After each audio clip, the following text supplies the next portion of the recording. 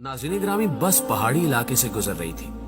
अचानक बिजली चमकी, बस के करीब आई और वापस चली गई। बस आगे बढ़ती रही।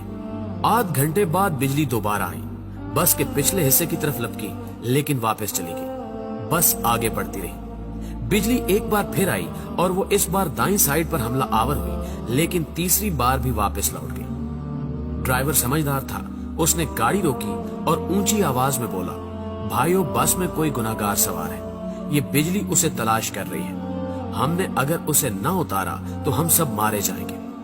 बस में सरासीमगी फैल गई और तमाम मुसाफिर एक दूसरे को शक की नजरों से देखने लगे।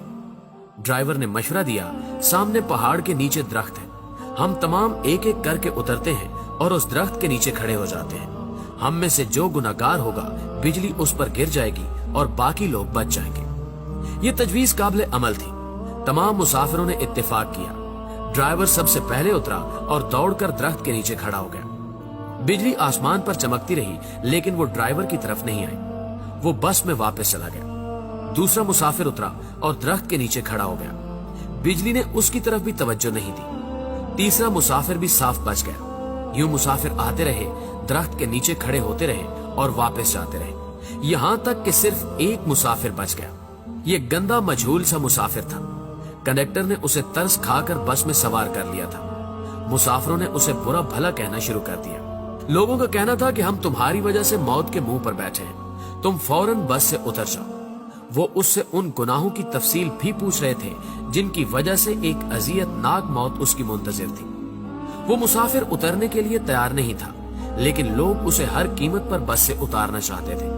मुसाफिरों ने पहले उसे बुरा भला कहकर उतरने का हुक्म दिया, फिर उसे प्यार से समझाया और आखिर में घसीट कर उतारने लगे। वो कभी किसी सीट की पुष्ट पकड़ लेता था, कभी किसी राड के साथ लिपट जाता और कभी दरवाजे को जप्फा मार लेता, लेकिन लोग बाज न आए। उन्होंने उसे जबरदस्ती घसीट कर उतार दिया। ड्राइवर ने बस चला दी। बस जो ही गुनाहगार से चंद मीटर आगे गई, धाड़ की आवाज आई, बिजली बस पर गिरी और तमाम मुसाफिर चंद लम्हों में जलकर भस्म हो गए। वो गुनहगार मुसाफिर 2 घंटों से मुसाफिरों की जान बचा रहा था। नाज़रीन ग्रामी, मुझे किसी साहब ने एक दिलचस्प वाकया सुनाया। वो तुर्की के रास्ते यूनान जाना चाहते थे। एजेंट उन्हें तुर्की ले गया। ये अजमेर शहर से दूसरे लोगों के साथ बर्फबारी का इंतजार करने लगे। सर्दियां यूरोप में दाखिले का बेहतरीन वक्त होता था।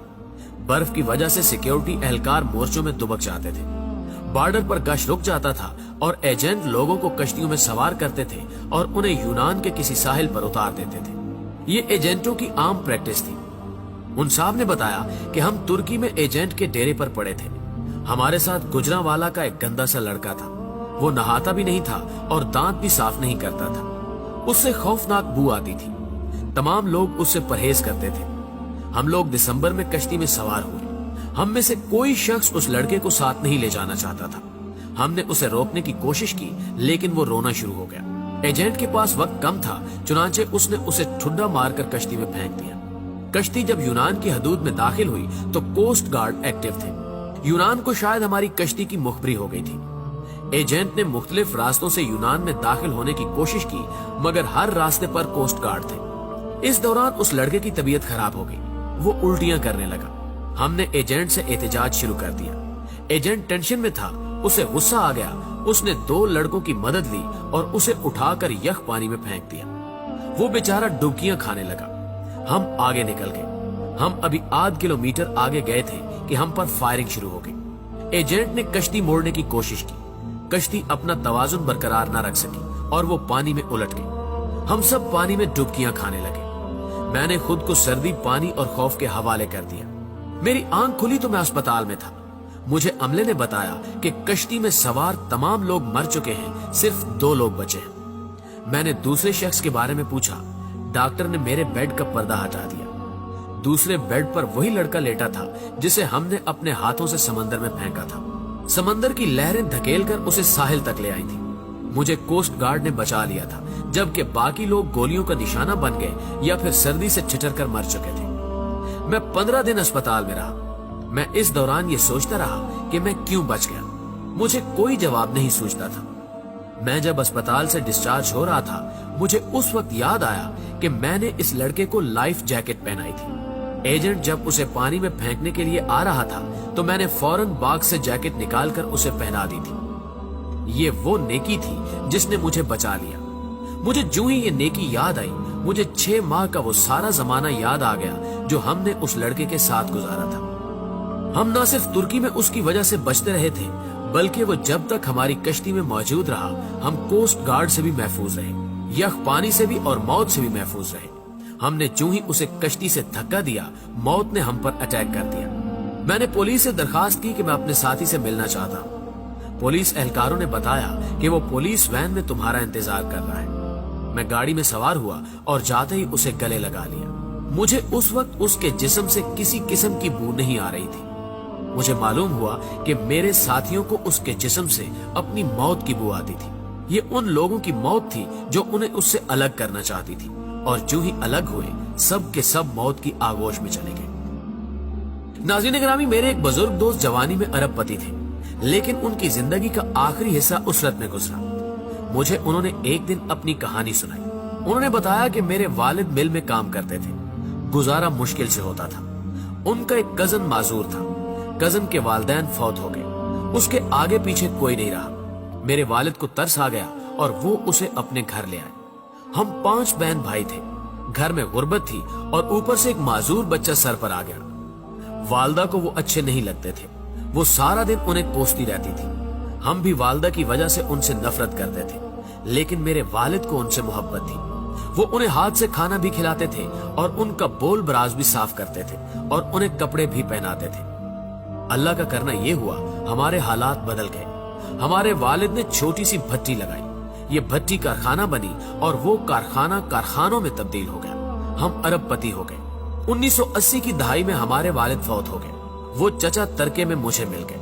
मैंने उन्हें चंद माह अपने घर रखा, लेकिन मैं जल्द ही तंग आ गया। मैंने उन्हें पागल खाने में दाखिल करा दिया और वो पागल खाने में रहकर इंतकाल कर गए। बस उनके इंतकाल की देर थी कि हमारा पूरा खानदान अर्श से फर्श पर आ गया। हमारी फैक्ट्रियां, हमारे घर और हमारी गाड़ियां, हर चीज नीलाम हो गई। हम रोटी के नवालों तक को तरसने लगे। हमें उस वक्त मालूम हुआ कि हमारे माजूर चचा हमारे रिज्क की जमानत थे। हम उनकी वजह से मोहल्लों में जिंदगी गुजार रहे थे। वो गए तो हमारी जमानत भी खत्म हो गई। हमारे महल हमसे रुखसत हो गए और हम सड़क पर आ गए। प्यारे दोस्तों, ये तीनों वाकयात आपके लिए हैं। हम नहीं जानते कि हम किन लोगों की वजह से जिंदा हैं, हम किन की वजह से कामयाब हैं और हम किन की बदौलत मोहल्लों में जिंदगी गुजार रहे हैं। हम ये भी नहीं जानते कि हम किसको बस से उतारेंगे, हम किसको कश्ती से बाहर फेंकेंगे और हम किसके खाने की प्लेट उठाएंगे, और वो शख्स हमारा रिस्क, हमारी कामयाबी और हमारी जिंदगी साथ ले जाएगा।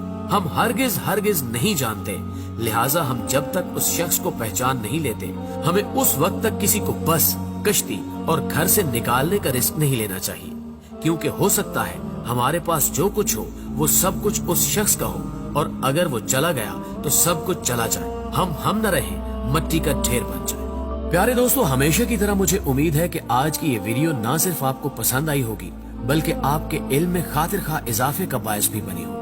अगर आज भी आप इस वीडियो में की गई बातों से इत्तेफाक करते हैं तो इस वीडियो को लाइक करते हुए अपने दीगर दोस्तों के साथ फेसबुक और व्हाट्सएप पर जरूर शेयर कीजिएगा। इस वीडियो को शेयर जरूर कीजिए, हो सकता है आपके एक शेयर से ये बात किसी के दिल में उतर जाए। जज़ाकल्लाह।